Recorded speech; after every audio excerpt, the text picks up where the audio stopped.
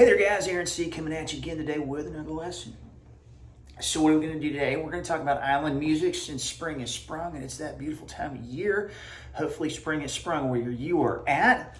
And if you're new here to this channel, please feel free to hit that like and subscribe button so I know you're there. And drop me a line, let me know what's going on, where you're listening from, and we will welcome you with open arms to this community here. So let's go with it.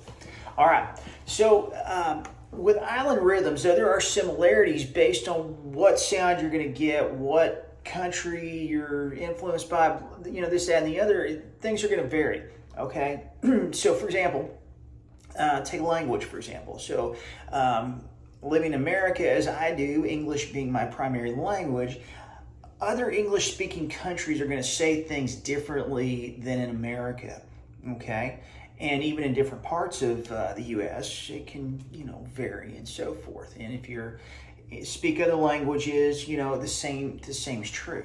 Well, same thing holds true to the island rhythms and so forth.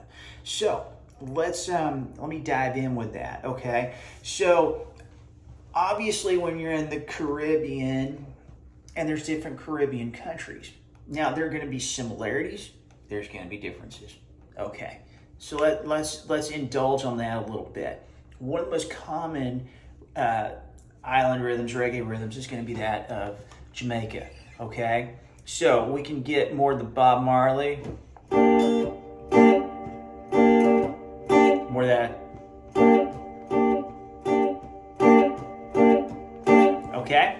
So one of the most common ones that I like to start people with is this one, and I'm just doing a G minor bar chord.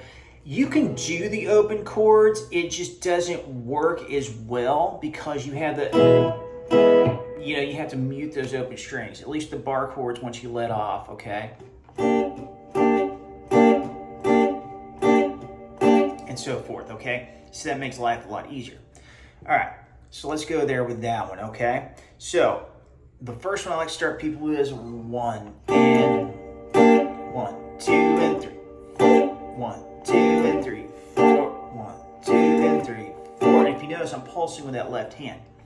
Or you just kind of want to play on the offbeats. 1 and 2 and 3 and 4 and 1 and 2 and 3 and 4 and. Okay. The other one you'll hear referred to as either the Cuban, the Afro-Latin, Afro-Cuban. Those are kind of all one and the same. Okay. And which case has more of a percussive.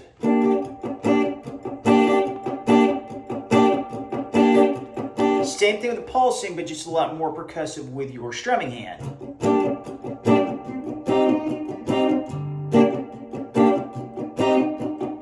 Okay? Then, if you're in other places, for example, that have other countries in the Caribbean might have more of the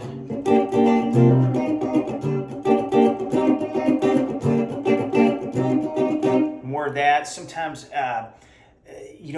rhythms based on a number of factors. So like I said, it goes back to the language thing.